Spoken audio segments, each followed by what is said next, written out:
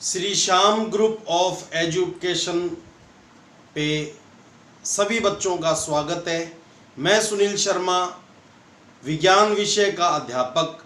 आज आपको कक्षा 9th का पाठ नंबर 5 जीवन की मौलिक इकाई ये आपको करवाऊंगा। ठीक है बच्चों, सभी बच्चे इस पाठ की एक एक चीज को ध्यान से देखेंगे क्योंकि ये पाठ आपके आगे की कक्षाओं के लिए बहुत महत्वपूर्ण है। तो सबसे पहले हम बात करते हैं कोशिका, जिसको इंग्लिश में क्या कहते हैं, सेल कहते हैं। सबसे पहले बच्चों कोशिका की परिभाषा मैं आपको बता रहा हूं। तो कोशिका सजीवों की मूलभूत यानी मुख्य क्रियात्मक यानी अपने शरीर के अंदर सभी क्रियाएं, कौन सी क्रियाएं होती हैं, कोशिकीय क्रियाएं यानी कोशिकाओं के अंदर संपन्न होती हैं। इसलिए कोशिका को क्या कहा जाता है, शरीर की क्रियात्मक इकाई कहा जाता है। और संरचनात्मक इकाई क्यों कहा जाता है, क्योंकि सभी सजीवों का शरीर किससे मिलकर के बना होता है, कोशिकाओं से मिलकर के बना होता है। सभी सजीवों का शरीर, चाहे वो पादप होए और चाहे वो जंतु होए, सभी सजीवों का शरीर किस पर आधारित होता है, कोशिका पर आधारित होता है। इसलिए इसको संरचनात्मक इकाई कहा जाता है। और क्रियात्मक इकाई क्यों कहा जाता है इसको, क्योंकि सभी सजीवों के शरीर में जो क्रियाएं होती है वो कोशिका के अंदर संपन्न होती है। सजीवों की सभी क्रियाएं किसके अंदर संपन्न होती हैं, कोशिका के अंदर संपन्न होती है। इसलिए इसको क्रियात्मक इकाई कहा जाता है। और संरचनात्मक इकाई क्यों कहा जाता है, क्योंकि सभी सजीवों का शरीर किससे मिलकर के बना होता है, कोशिकाओं से मिलकर के बना होता है। और इसके साथ में इसको एकल भी कहा जाता है, क्योंकि ये अकेली होती है। ये क्या होती है, अकेली होती है। और बहुत सारी कोशिकाएं मिल जाती है तो उत्तक का निर्माण करती है, तो ये एकल इकाई भी होती है। इसलिए इसको क्या कहा जाता है, मूलभूत यानी मुख्य, क्रियात्मक यानी सभी कोशिकीय क्रियाएं कोशिका के अंदर संपन्न होती हैं, संरचनात्मक यानी किसी सजीव के शरीर का निर्माण करने वाली, उसको संरचना प्रदान करने वाली, और एकल क्योंकि ये अकेली इकाई होती है। तो अगर बात आ जाए कोशिका किसे कहते हैं, तो सजीवों की मूलभूत क्रियात्मक संरचनात्मक और एकल इकाई को क्या कहते हैं, कोशिका कहते हैं। बहुत ही अच्छी परिभाषा है बच्चों। सजीवों की मूलभूत क्रियात्मक संरचनात्मक व एकल इकाई को क्या कहा जाता है, कोशिका कहा जाता है। कोशिका से संबंधित विज्ञान की शाखा को क्या कहा जाता है, कोशिका विज्ञान, जिसको हम इंग्लिश में क्या बोलते हैं, साइटोलॉजी। तो दो प्रकार के आपको क्वेश्चन हमने बताए कि कोशिका किसे कहते हैं, सजीवों की मूलभूत क्रियात्मक संरचनात्मक और एकल इकाई को क्या कहते हैं, कोशिका कहते हैं।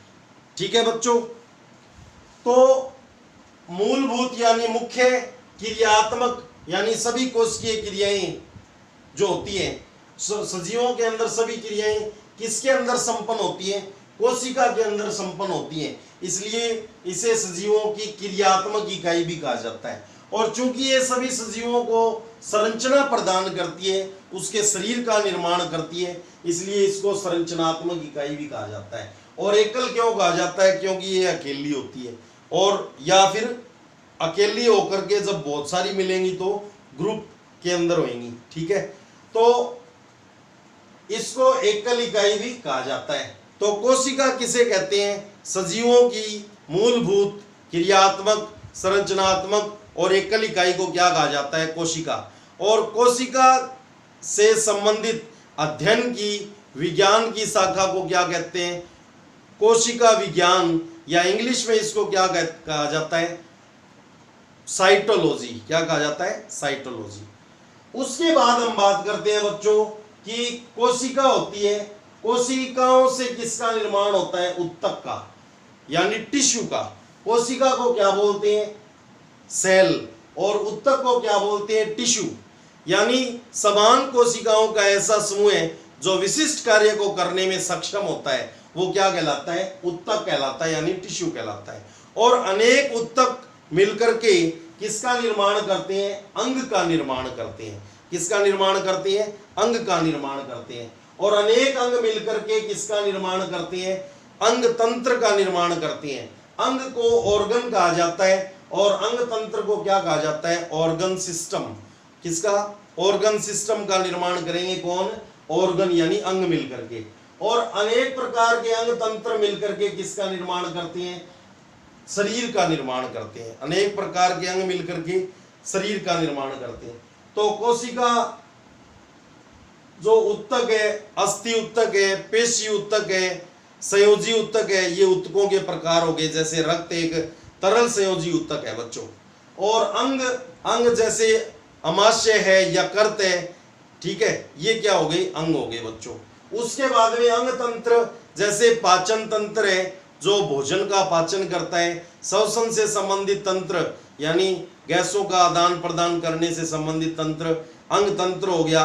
और उसी प्रकार वेस्ट पदार्थों को, अपशिष्ट पदार्थों को बाहर निकालने के लिए उत्सर्जन तंत्र हो गया। इसी प्रकार अनेक प्रकार के तंत्र हमारे शरीर के अंदर पाए जाते हैं। और उन अंग तंत्रों से मिलकर के किसका निर्माण होता है, शरीर का निर्माण होता है। तो ये आपको सीरीज मैंने थोड़ी सी बताई कि सभी सजीवों का शरीर कोशिका से मिलकर के बना होता है और समान कोशिकाओं का ऐसा समूह है जो विशिष्ट कार्य को करने में सक्षम होता है, वो क्या कहलाता है, उत्तक कहलाता है। और अनेक उत्तकों के संयोजन से किसका निर्माण होता है, अंग का निर्माण होता है। और अनेक अंगों के समायोजन से किसका निर्माण होता है, अंग तंत्र का। और अनेक अंग तंत्रों के समायोजन से किसका निर्माण होता है, बॉडी का निर्माण होता है, शरीर का निर्माण होता है। तो हम सबसे पहले कोशिका की खोज के बारे में पढ़ेंगे। सबसे पहले बच्चों सन 1665 के अंदर, सन 1665 के अंदर अंग्रेज वैज्ञानिक रॉबर्ट हुक ने कोशिका की खोज की थी। सन 1665 के अंदर अंग्रेज वैज्ञानिक रॉबर्ट हुक ने किसकी खोज की थी, कोशिका की खोज की थी। तो भाई बच्चों इन्होंने स्वनिर्मित, यानी उस समय क्या नहीं था, ज्यादा उन्नत किस्म के सूक्ष्मदर्शी नहीं थे, तो इनका खुद का बनाया हुआ सूक्ष्मदर्शी था, स्वनिर्मित सूक्ष्मदर्शी। उसमें कारक क्या होता है बच्चों, वृक्ष की छाल, जिसको साधारण भाषा में छोड़े कहा जाता है, जिसकी कोशिकाएं क्या होती है, मृत होती हैं। तो छाल का कोई भाग यानी तने के ऊपर क्या होता है, छाल पाया जाता है। और छाल का कोई भाग क्या कहलाता है, कोरक। यानी कोरक की हम बात करें तो कोरक कहां से प्राप्त किया जाता है, वृक्ष की छाल से प्राप्त किया जाता है। तो कोरक की पतली काट में छोटे छोटे प्रकोष्ठ, मधुमक्खी के छत्ते के समान छोटे छोटे भाग देखे और उन प्रकोष्ठों को यानी उन भागों को क्या नाम दे दिया उन्होंने, सेल यानी कोशिका नाम दे दिया। यानी जब उन्होंने कोरक की पतली छाल, कोरक की पतली काट के अंदर क्या देखे, छोटे छोटे मधुमक्खी के छत्ते के समान संरचनाएं देखी, तो उन संरचनाओं के अंदर उन्होंने ऐसी कुछ स्ट्रक्चर देखी बच्चों, ठीक है। ये पास पास में जुड़ी हुई ऐसी संरचनाएं उन्होंने आपस में देखी और इनके बीच में ये बिंदुवत संरचना थी। तो इन संरचनाओं को उन्होंने क्या नाम दिया, इन संरचनाओं को उन्होंने कोशिका नाम दिया बच्चों। तो ये मधुमक्खी के छत्ते के समान संरचनाओं को क्या नाम दिया गया, इन प्रकोष्ठों को क्या नाम दिया गया, कोशिका नाम दिया गया। परंतु ये सभी कोशिकाएं क्या थी, मृत थी। ये कोशिकाएं क्या थी, मृत, ठीक है बच्चों। जैसे हम एक उदाहरण के द्वारा देखें, जैसे एक दीवार का निर्माण होता है तो उस दीवार के अंदर बालू मिट्टी होती है या अन्य प्रकार की मिट्टी होती है, उसके अलावा सीमेंट होती है, उसके अलावा ईंटें होती हैं। यदि हम सीमेंट को और मिट्टी को नज़रअंदाज कर दें तो मेन इकाइयाँ क्या होती है, ईंटें। यानी ईंटों से मिलकर के, किससे मिलकर के, ईंटों से मिलकर के किसका निर्माण होता है, दीवार का निर्माण होता है। तो उसी प्रकार हमारे शरीर का निर्माण किससे मिलकर के होता है, हमारे शरीर का निर्माण बच्चों कोशिकाओं से मिलकर के बना होता है। तो यदि हम कहना चाहे भाई दीवार की मूलभूत क्रियात्मक, संरचनात्मक और एकल इकाई क्या होती है, वो होती है ईंट। उसी प्रकार सभी सजीवों की शरीर की मूलभूत क्रियात्मक, संरचनात्मक और एकल इकाई क्या होती है, कोशिका होती है बच्चों। ठीक है, अब हम बात करते हैं कि रॉबर्ट हुक, अंग्रेज वैज्ञानिक रॉबर्ट हुक ने तो जो कोरक था वृक्ष की छाल से प्राप्त किया जाता है, उसमें सभी कोशिकाएं मृत देखी थी। लेकिन और एक चीज और है बच्चों कि सेल यानी कोशिका, ये लैटिन भाषा का शब्द है और इस सेल का मतलब क्या होता है, छोटा कमरा। सेल लैटिन भाषा का शब्द है जिसका अर्थ क्या होता है, छोटा कमरा। ठीक है बच्चों, तो उसके बाद में वैज्ञानिक आए ल्यूवेन होक। कौन से वैज्ञानिक आए, ल्यूवेन होक। ल्यूवेन होक ने 1674 के अंदर, इन्होंने तो रॉबर्ट हुक ने तो 1665 के अंदर स्वनिर्मित इलेक्ट्रॉन सूक्ष्मदर्शी नहीं थी, स्वनिर्मित सूक्ष्मदर्शी के द्वारा किसकी खोज की थी, कोरक के अंदर कोशिका की खोज की थी और वो क्या थी, मृत। लेकिन उसके बाद में 1674 के अंदर ल्यूवेन होक नामक वैज्ञानिक ने उन्नत सूक्ष्मदर्शी, यानी इससे ज्यादा अधिक उन्नत थी, ये अच्छे किस्म की सूक्ष्मदर्शी थी। उन्होंने तालाब के जल में, इन्होंने किसके जल में, तालाब के जल में जीवित कोशिकाओं का पता लगाया। तो रॉबर्ट हुक ने मृत कोशिकाओं को देखा और ल्यूवेन होक ने 1674 के अंदर, किसके अंदर, 1674 के अंदर तालाब के जल में किसको देखा था, जीवित कोशिकाओं को देखा। उसके बाद में बात आ गई बच्चों रॉबर्ट ब्राउन। किसकी बात आ गई, रॉबर्ट ब्राउन नामक वैज्ञानिक की। तो रॉबर्ट ब्राउन नामक वैज्ञानिक ने 1831 के अंदर, किसके अंदर, सन 1831 के अंदर कोशिका में केंद्रक का पता लगाया। भी कोशिका के अंदर जो ये बीज की जो संरचना होती है, बीज का भाग होता है, इसको क्या नाम दिया था, केंद्रक, न्यूक्लियस। क्या नाम दिया, केंद्रक यानी न्यूक्लियस नाम दिया था।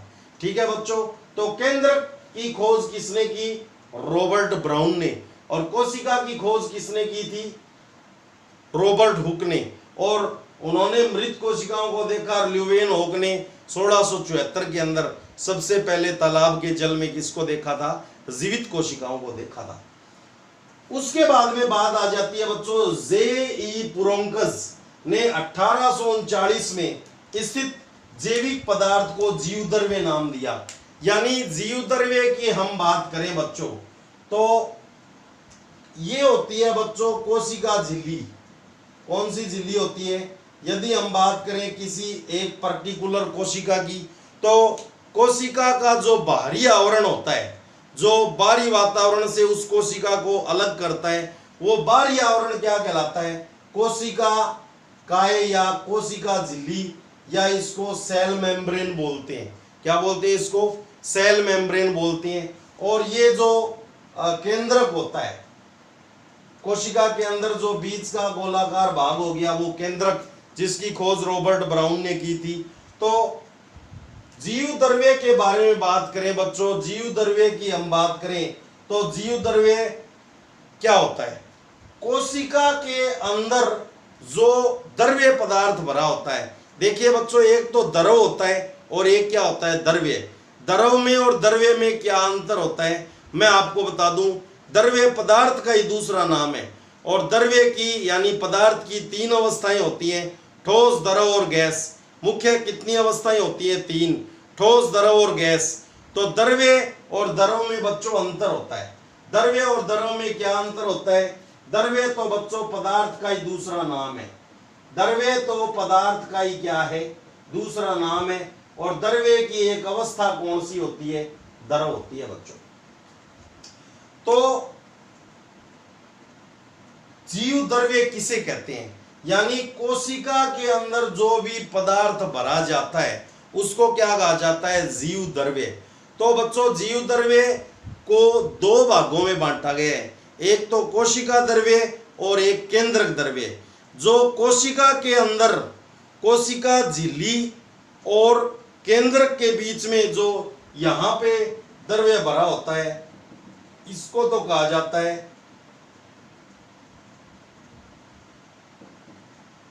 कोशिका द्रव्य। क्या कहा जाता है? कोशिका द्रव्य। और जो केंद्र के अंदर द्रव भरा होता है उसको कहते हैं केंद्रक द्रव्य। और केंद्रक द्रव्य और कोशिका द्रव्य को सम्मिलित रूप से क्या कहा जाता है? जीव द्रव्य कहा जाता है। तो जीव द्रव्य की खोज किसने की थी? जे.ई. पुरोंकस ने 1839 के अंदर जैविक पदार्थ, कोशिका में उपस्थित जैविक पदार्थ का पता लगाया और उसको क्या नाम दे दिया? जीव द्रव्य। तो जीव द्रव्य कौन से द्रव्य को कहा जाता है?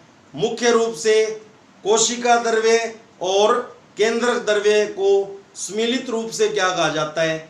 जीव द्रव्य कहा जाता है। कोशिका द्रव्य किसे कहते हैं? मैंने आपको बताया कि कोशिका का जो बाहरी आवरण होता है उसको कोशिका काए या कोशिका झिल्ली या सेल मेम्ब्रेन बोलते हैं। जो कोशिका को अन्य कोशिकाओं से या वातावरण से अलग करती है उसको कोशिका झिल्ली बोलते हैं। ठीक है बच्चों, यानी सेल मेम्ब्रेन या कोशिका काय।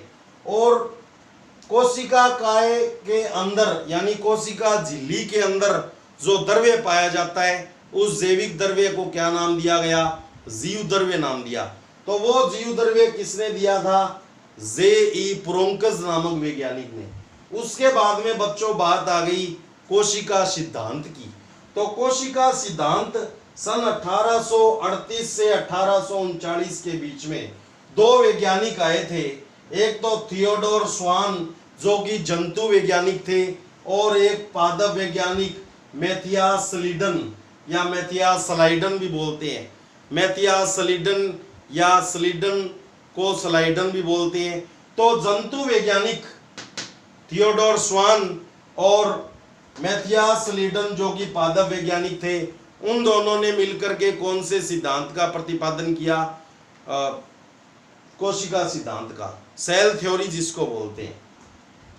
उसके बाद में बच्चों 1885 के अंदर विर्चो ने, किसने?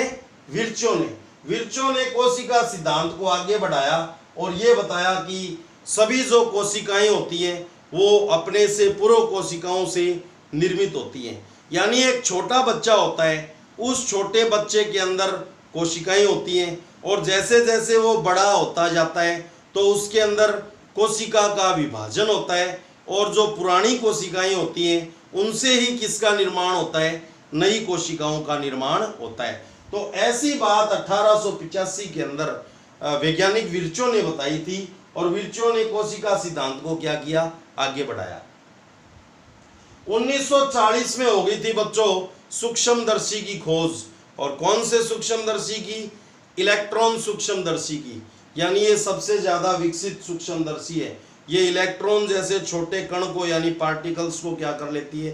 देख लेती है। तो बहुत ज्यादा उन्नत सूक्ष्मदर्शी।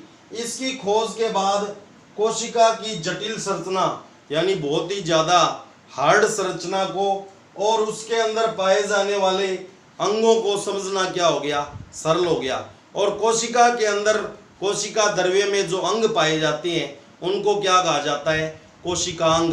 तो कोशिकांग जैसे mitochondria, lysosome, centrosome, DNA, RNA, ये जो कोशिकांग है इनके बारे में हम आगे आपको बताएंगे। ये पूरा पाठ इन कोशिकांगों पर ही क्या है? निर्भर है।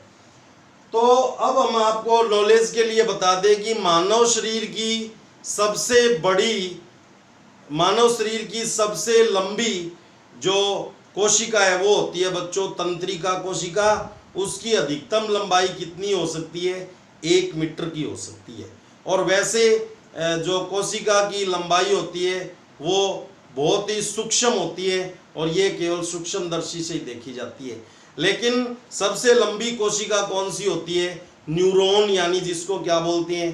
तंत्रिका कोशिका, जो तंत्रिका तंत्र का निर्माण करती है। किसका निर्माण करती है?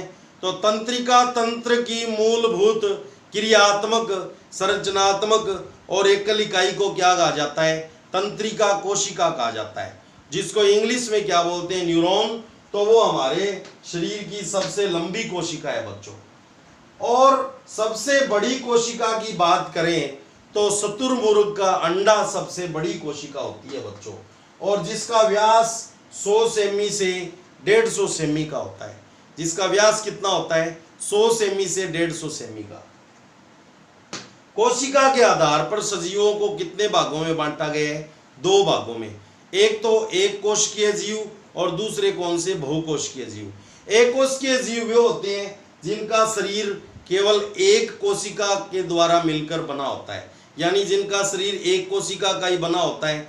वो उसी कोशिका से भोजन को अंदर ग्रहण करते हैं, उसी कोशिका के द्वारा भोजन का पाचन करते हैं, और भोजन के पाचन के बाद बने अपशिष्ट को उसी कोशिका के थ्रू क्या कर देते हैं, बाहर निकाल देते हैं, और उसी कोशिका के द्वारा वो क्या करते हैं बच्चों, उसी कोशिका के द्वारा वो श्वसन की भी क्रिया करते हैं। ठीक है बच्चों, तो कोई भी प्रोसेस है वो एक कोशिका से ही करते हैं, क्योंकि उनका शरीर मात्र एक कोशिका से मिलकर के ही बना होता है। तो उदाहरण है एक कोशिकीय जीवों के, जैसे अमीबा है, अमीबा के बाद में क्लेमाइडोमोनास है, पैरामीशियम है, और बैक्टीरिया है यानी जीवाणु है। तो एक कोशिकीय जीवों के उदाहरण अमीबा, क्लेमाइडोमोनास, पैरामीशियम और बैक्टीरिया यानी जीवाणु। और उसके बाद में बहुकोशिकीय जीव, यानी बहुकोशिकीय जीव वे होते हैं जिनका शरीर अनेक प्रकार की कोशिकाओं से मिलकर के बना होता है, यानी अनेक प्रकार की कोशिकाएं मिलकर अंगों का निर्माण करती हैं, और उन अंगों के द्वारा विशेष प्रकार के कार्य संपन्न किए जाते हैं। उनको क्या कहा जाता है, बहुकोशिकीय जीव। जैसे बहुकोशिकीय जीवों के उदाहरण हो गए फंजाई यानी कवक, और पादप और जंतु। तो पादप और जंतु और फंजाई यानी कवक, ये किसके उदाहरण होते हैं बच्चों, ये बहुकोशिकीय जीवों के उदाहरण होते हैं। तो मैं जल्दी जल्दी आपको बता देता हूं एक बार फिर कि कोशिका सजीवों की मूलभूत क्रियात्मक, संरचनात्मक और एकल इकाई को क्या कहते हैं, कोशिका कहते हैं। और मूलभूत यानी मुख्य, क्रियात्मक यानी हमारे शरीर में, सभी सजीवों के शरीर में जो कोई भी क्रिया होती है वो कोशिका के अंदर संपन्न होती है, इसलिए क्रियात्मक इकाई। और संरचनात्मक क्योंकि ये शरीर को संरचना प्रदान करती है और अकेली रहती है, इसलिए इसको एकल कहा जाता है। कोशिका से संबंधित अध्ययन के विज्ञान की शाखा को क्या कहा जाता है, साइटोलॉजी यानी कोशिका विज्ञान। कोशिका की खोज सबसे पहले 1665 के अंदर किसने की थी, रॉबर्ट हुक ने। स्वनिर्मित सूक्ष्मदर्शी में कोरक के अंदर मधुमक्खी के छत्ते के समान छोटे छोटे प्रकोष्ठ यानी भाग देखे, और उनको क्या नाम दे दिया था, कोशिका नाम दे दिया। और ये कोशिकाएं क्या थी, मृत थी। और कोशिका सेल जो लैटिन भाषा का शब्द होता है, इसका अर्थ होता है छोटा कमरा। और ल्यूवेनहोग ने 1674 के अंदर सबसे पहले उन्नत सूक्ष्मदर्शी के अंदर के द्वारा तालाब के अंदर, तालाब के जल में जीवित कोशिकाओं को देखा। रॉबर्ट हुक ने 1831 के अंदर कोशिका के अंदर किसकी खोज की थी, केंद्रक की, न्यूक्लियस की खोज की थी। जे.ई. ब्रोंकस ने 1839 के अंदर कोशिका के अंदर जो द्रव्य पाया जाता है उसको क्या नाम दिया था, जीव द्रव्य नाम दिया। तो जीव द्रव्य सम्मिलित रूप से किस किस को, कोशिका द्रव्य को और केंद्रक द्रव्य को कहा जाता है। कोशिका सिद्धांत 1838-39 के अंदर जंतु वैज्ञानिक टी स्वान भी बोलते हैं इसको, पूरा नाम होता है थियोडोर स्वान। और पादप वैज्ञानिक कौन सा, मैथियास लीडन ने दिया था। और 1885 के अंदर विर्चो ने कोशिका सिद्धांत को आगे बढ़ा दिया और क्या बताया था कि सभी कोशिकाएं पूर्ववर्त कोशिकाओं से मिलकर के बनी होती है, यानी कोशिका विभाजन से नई कोशिकाओं का निर्माण पुरानी कोशिकाओं के द्वारा ही होता है। और 1939 में इलेक्ट्रॉन सूक्ष्मदर्शी की खोज के बाद कोशिका के अंदर कोशिका की जटिल संरचना को समझा गया, और उसके अंदर बहुत सारी अंगों को भी देखा गया जिनको कोशिकांग कहा जाता है। मानव शरीर की सबसे लंबी कोशिका तंत्रिका कोशिका, और वैसे देखा जाए तो सबसे बड़ी कोशिका होती है शुतुरमुर्ग का अंडा, जिसका व्यास 100 सेमी से 150 सेमी तक का होता है। और कोशिका के आधार पर जीव 2 प्रकार के, एक कोशिकीय जीव और बहुकोशिकीय जीव। एक कोशिकीय जीव जिनका शरीर मात्र एक कोशिका का मिलकर बना होता है, उदाहरण के लिए वो एक कोशिका के द्वारा ही सारे कार्य संपन्न करते हैं, चाहे उत्सर्जन, श्वसन, पोषण किसी का भी हो। अमीबा, क्लेमाइडोमोनास, पैरामीशियम और जीवाणु यानी बैक्टीरिया। और बहुकोशिकीय जीव जैसे जिनका शरीर बहुत सारे कोशिकाओं से मिलकर के बना होता है और वो बहुत सारी कोशिकाएं मिलकर के विशेष कार्य को संपन्न कराने के लिए अंगों का निर्माण करती है और उन अंगों के द्वारा अनेक प्रकार के काम किए जाते हैं। उदाहरण के लिए फंजाई यानी कवक और पादप और जंतु। तो इतने प्रकार के ये टॉपिक आपके अच्छे से समझ में आया होगा। अगर अब भी नहीं समझ में आया तो आप इस वीडियो को रिपीट करके देखें, आपको एक एक चीज समझ में आएगी।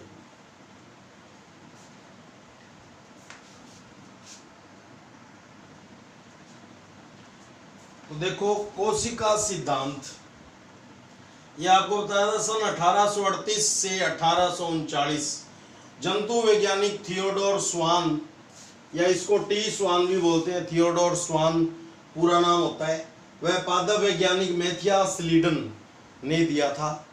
तो इस सिद्धांत के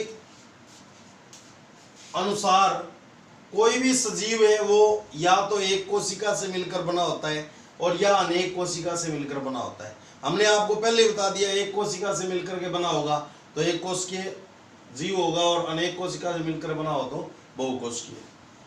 कोशिका सभी सजीवों की मूलभूत इकाई होती है, मुख्य इकाई होती है। जैसे दीवार की ईंट होती है, वैसे ही सजीवों में होने वाली समस्त क्रियाएं किसके अंदर होती है? सजीव के वो कोशिका के अंदर ही होती है। सजीवों के अंदर होने वाली समस्त क्रियाएं किसके अंदर होती है? कोशिका के अंदर ही होती है। इसीलिए इसको क्या कहा जाता है? जीव की क्रियात्मक इकाई भी कहा जाता है। अब कोशिका आनुवंशिकी की भी इकाई है, क्योंकि इसके केंद्रक में क्या पाया जाता है? आनुवंशिक पदार्थ। यानी मैं आपको बता दूं कि कोशिका के केंद्रक में धागे के समान क्या पाई जाती है? संरचनाएं पाई जाती है, जिनको क्या कहा जाता है? गुणसूत्र। क्या कहा जाता है? गुणसूत्र। और इंग्लिश में क्या कहा जाता है? क्रोमोसोम। धागे के समान संरचनाएं मिलेंगी कहाँ पे? केंद्रक के अंदर, यानी केंद्रक द्रव्य में। तो उनको क्रोमोसोम यानी गुणसूत्र कहा जाता है। और गुणसूत्र किसके बने होते हैं? डीएनए और प्रोटीन के बने होते हैं। डीएनए का एक रासायनिक पदार्थ है जिसका पूरा नाम क्या होता है? डीऑक्सीराइबोज न्यूक्लिक अम्ल। और उसमें आनुवंशिक गुणों का संदेश निहित होता है। जब जनन की क्रिया होती है तो डीएनए की फोटोकॉपी बनती है, यानी जनन की क्रिया होती है तो डीएनए की क्या बनती है? फोटोकॉपी। और उस फोटोकॉपी के अंदर, प्रतिलिपि के अंदर आधे गुण अपने पिता से आते हैं और आधे गुण अपनी माता से आते हैं।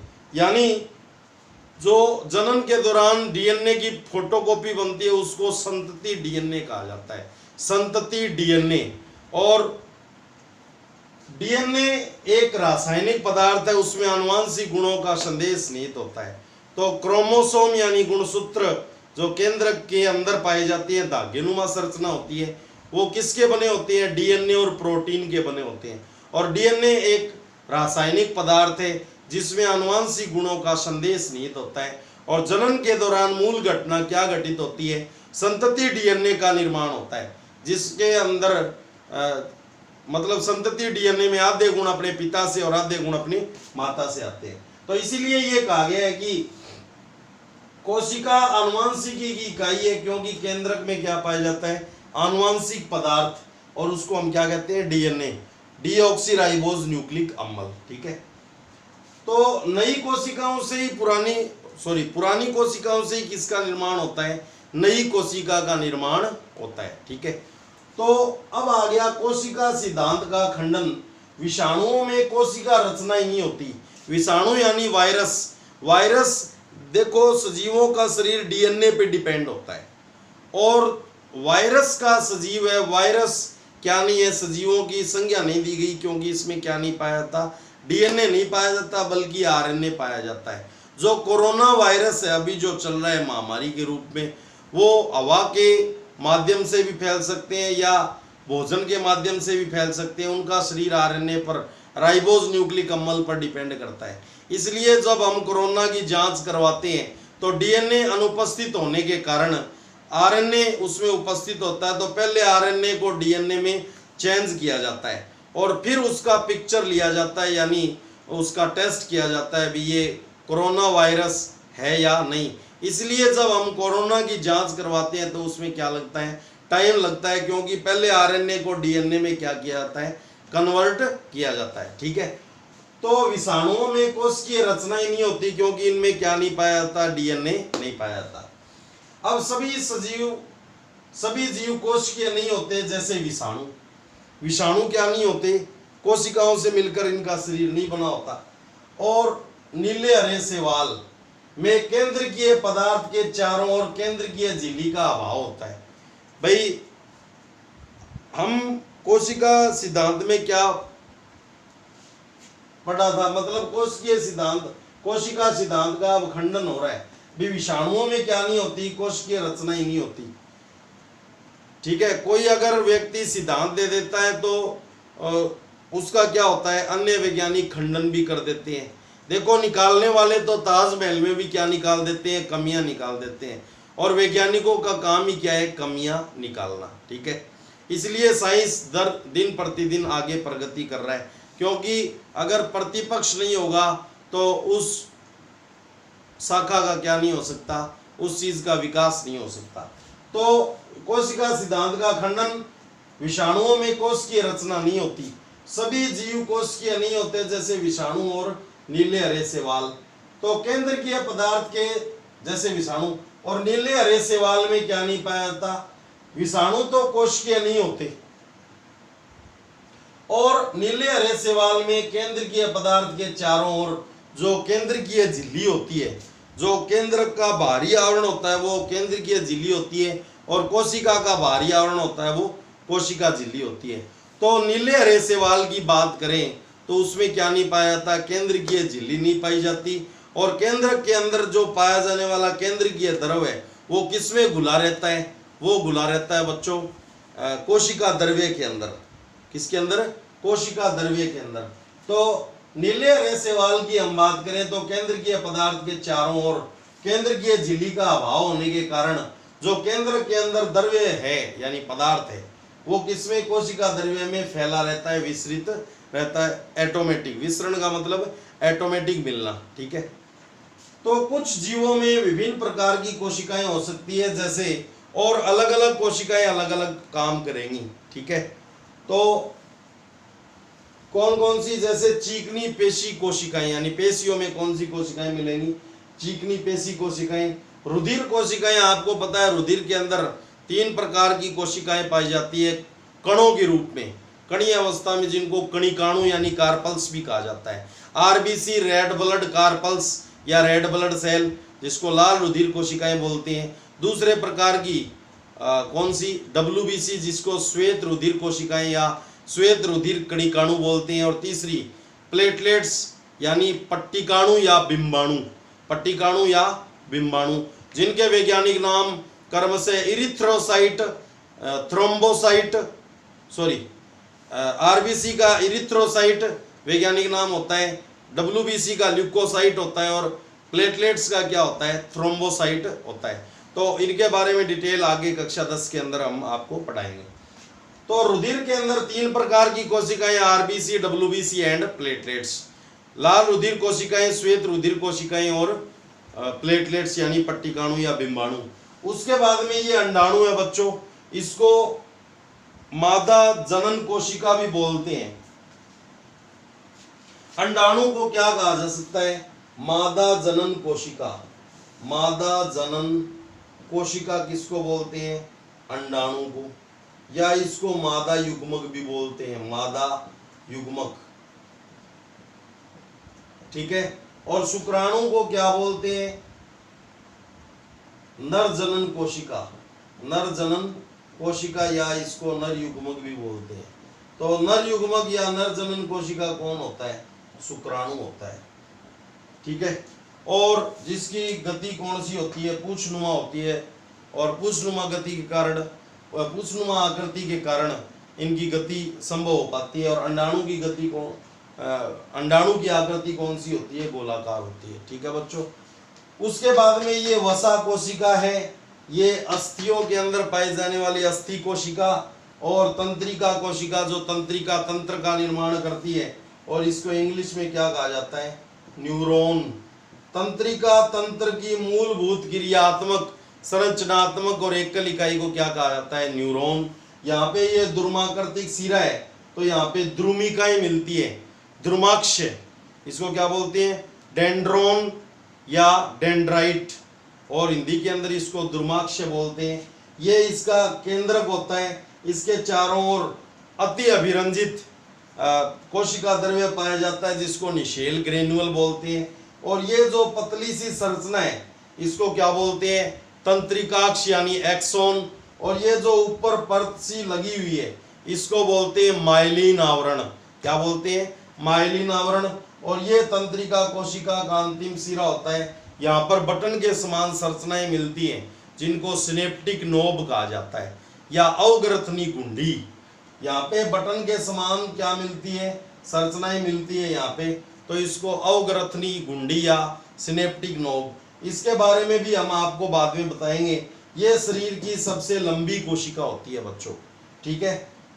तो ये तंत्रिका कोशिका यानी न्यूरॉन।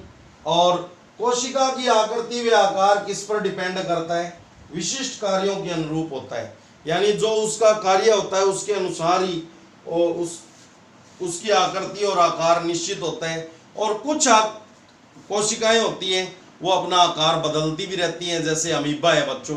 अमीबा भोजन करता है। अमीबा की जो कोशिका झिल्ली होती है, क्योंकि आपको पता है वो उसका शरीर एक कोशिका से मिलकर बना होता है, तो वो उसकी कोशिका झिल्ली अत्यंत लचीली होती है।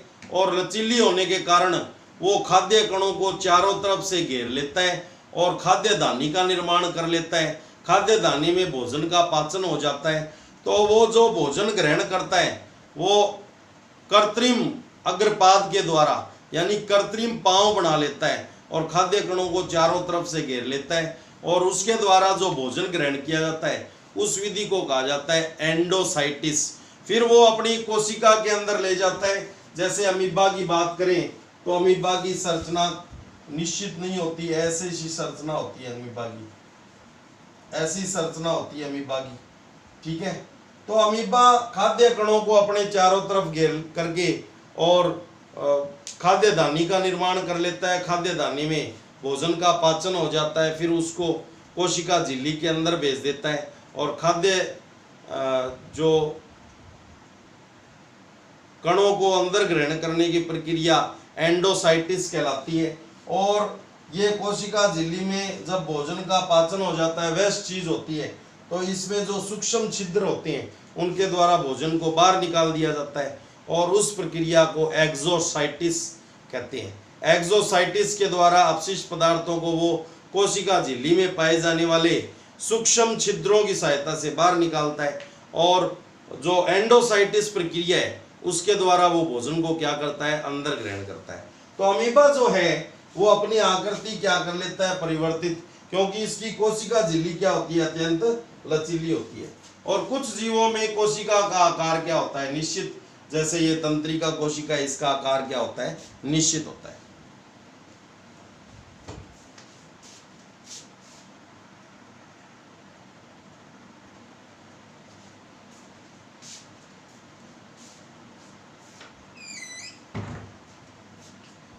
तो प्रत्येक जीवित कोशिका में कुछ मूलभूत कार्य करने की क्या होती है, क्षमता होती है। कोई भी जीवित कोशिका होती है उसमें कोई भी मूलभूत काम करने की क्षमता होती है। बहुकोशिकीय जीवों में श्रम विभाजन होता है। कहने का मतलब अलग अलग अंग अलग अलग कार्य करते हैं, यानी अलग अलग अंगों के अंदर उपस्थित कोशिकाएं होती हैं, उसमें अलग अलग कार्य क्या किए जाते हैं, संपन्न किए जाते हैं। जैसे हृदय शरीर में रुधिर पंप करता है, तो हृदय की जो कोशिकाएं होती है उसमें रुधिर पंप करने से संबंधित कार्य होते हैं।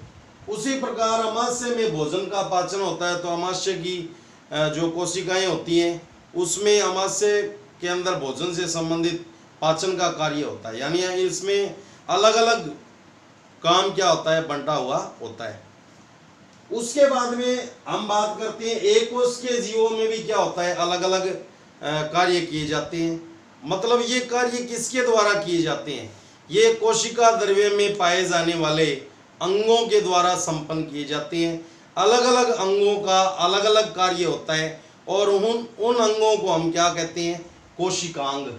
यानी कोई भी जो कोशिका होती है उसमें कोशिकांग पाए जाते हैं और उन कोशिकांगों के द्वारा अलग अलग कार्य क्या किए जाते हैं, संपन्न। तो देखिए कोशिकांग कहते किसको हैं, कोशिका प्लस अंग। अगर संधि विच्छेद कर दें, कोशिका प्लस अंग, प्रत्येक कोशिका में कुछ विशिष्ट घटक पाए जाते हैं जो विशिष्ट कार्य करते हैं, उनको क्या कहा जाता है, कोशिकांग। जैसे माइटोकॉन्ड्रिया है, लाइसोसोम है, सेंट्रोसोम है, राइबोसोम है, ये कोशिकांग के रूप में हम इनको डिटेल से पढ़ेंगे। तो जैसे नए पदार्थों का निर्माण करना है, कोशिकांगों के कार्य, अपशिष्ट पदार्थों को शरीर से बाहर निकालना है, यानी कोशिका से बाहर निकालना है, और इन कोशिकाओं के द्वारा, इन कोशिकांगों के कारण ही कोशिकाएं क्या रहती हैं, जीवित रहती हैं और अपने सारे के सारे काम करती हैं। ठीक है बच्चों। तो कोशिका का संरचनात्मक संगठन, यानी कोशिका के अंदर क्या क्या चीजें पाई जाती है। तो कोशिका के प्रमुख घटक कौन कौन से हैं, 3 घटक है, ध्यान रखना बच्चों। कोशिका झिल्ली और केंद्रक और कोशिका द्रव्य। कोशिका झिल्ली के काफी नाम है बच्चों, अलग अलग किताबों में अलग अलग नाम है, अलग अलग टीचर अलग अलग नाम लेते हैं, लेकिन हम तो आपको सारे ही नाम बता देंगे। तो कोशिका झिल्ली, केंद्रक और कोशिका द्रव्य, यानी कोशिका का जो बाहरी आवरण होता है, जो उसको किससे, वातावरण से अलग करता है, तो वो क्या कहलाता है, ये बाहरी आवरण क्या कहलाएगा, कोशिका झिल्ली। ठीक है बच्चों, ये मुख्य नाम होता है इसका। ठीक है, सेल मेम्ब्रेन बोलते हैं इसको। और दूसरी चीज है बच्चों केंद्रक, जो कोशिका के बीच में गोलाकार भाग पाया जाता है, उसको क्या कहा जाता है, केंद्रक कहा जाता है। तो पादप कोशिका में तो ये परिधि की ओर स्थित होता है और जंतु कोशिका में ये बीज के अंदर स्थित होता है। ठीक है। और तीसरी चीज है बच्चों कोशिका द्रव्य, यानी कोशिका के अंदर केंद्रक और कोशिका झिल्ली के बीच में जो द्रव्य पाया जाता है उसको तो कहते हैं कोशिका द्रव्य, और केंद्रक के अंदर जो द्रव्य पाया जाता है उसको क्या बोलते हैं, केंद्रक द्रव्य। क्या बोलते हैं उसको, तो ये तो है बच्चों केंद्रक द्रव्य। और ये कौन सा द्रव्य है जो केंद्रक और कोशिका झिल्ली के बीच में यहाँ पे जो द्रव्य पाया जाता है उसको क्या कहते हैं, कोशिका द्रव्य। क्या कहते हैं उसको, कोशिका द्रव्य। ये कौन सा द्रव्य हो गया, कोशिका द्रव्य। जो केंद्रक और कोशिका झिल्ली इसके बीच में जो यहाँ पे द्रव्य पाया जाएगा ये कोशिका द्रव्य, और केंद्रक के अंदर जो द्रव्य पाया जाता है वो केंद्रक द्रव्य। और हमने आपको पहले बता दिया था कि केंद्रक द्रव्य और कोशिका द्रव्य को सम्मिलित रूप से क्या कहा जाता है, जीव द्रव्य कहा जाता है। क्या कहा जाता है, जीव द्रव्य। तो आप समझ गए होंगे, कोशिका झिल्ली, केंद्रक और कोशिका द्रव्य ये, और केंद्रक द्रव्य ये केंद्रक के अंदर वाला, और कोशिका द्रव्य केंद्रक और कोशिका झिल्ली के बीच में जो द्रव्य पाया जाता है वो। और केंद्रक द्रव्य और कोशिका द्रव्य दोनों को मिलाकर के कौन से द्रव्य का निर्माण हुआ, जीव द्रव्य का। यानी कोशिका झिल्ली के अंदर जितना भी द्रव्य भरा पड़ा है, चाहे वो केंद्रक द्रव्य हो और चाहे वो कोशिका द्रव्य हो, उसको सम्मिलित रूप से क्या कहा जा सकता है, जीव द्रव्य कहा जा सकता है। तो कोशिका झिल्ली के नाम कोशिका काय भी बोलते हैं, प्लेज्मा झिल्ली भी बोलते हैं, वर्णात्मक अर्धपारगम्य झिल्ली भी बोलते हैं, और कोशिका कला भी बोलते हैं। कोशिका झिल्ली के कोशिका काय, प्लेज्मा झिल्ली, वर्णात्मक अर्धपारगम्य झिल्ली, कोशिका कला, सेल मेम्ब्रेन। ठीक है। तो कोशिका की सबसे बाहरी परत होती है जो कोशिका के घटकों को बाहरी पर्यावरण से क्या करती है, अलग करती है। और इसको बच्चों वर्णात्मक अर्धपारगम्य झिल्ली भी कहा जाता है, या चयनात्मक अर्धपारगम्य झिल्ली भी कहा जाता है। क्यों कहा जाता है इसको वर्णात्मक अर्धपारगम्य झिल्ली, क्योंकि यहाँ पे सूक्ष्म छिद्र पाए जाते हैं। क्या पाए जाते हैं, कोशिका झिल्ली में क्या पाए जाते हैं, सूक्ष्म छिद्र। तो ये उन छिद्रों के माध्यम से कुछ पदार्थों का चयन करके उनको अंदर आने देती है, और कुछ पदार्थों को क्या करती है, बाहर जाने देती है। कुछ पदार्थों का चयन करके अंदर आने देती है और कुछ पदार्थों को बाहर जाने देती है। इसके अलावा ये अन्य पदार्थों की गति को भी क्या करती है, रोकती है। इसलिए इसको वर्णात्मक अर्धपारगम्य झिल्ली या चयनात्मक अर्धपारगम्य झिल्ली कहा जाता है। ठीक है बच्चों, ये क्वेश्चन आ जाता है 9th के अंदर कि कोशिका झिल्ली को वर्णात्मक अर्धपारगम्य झिल्ली या चयनात्मक अर्धपारगम्य झिल्ली क्यों कहते हैं। ठीक है बच्चों, थैंक यू।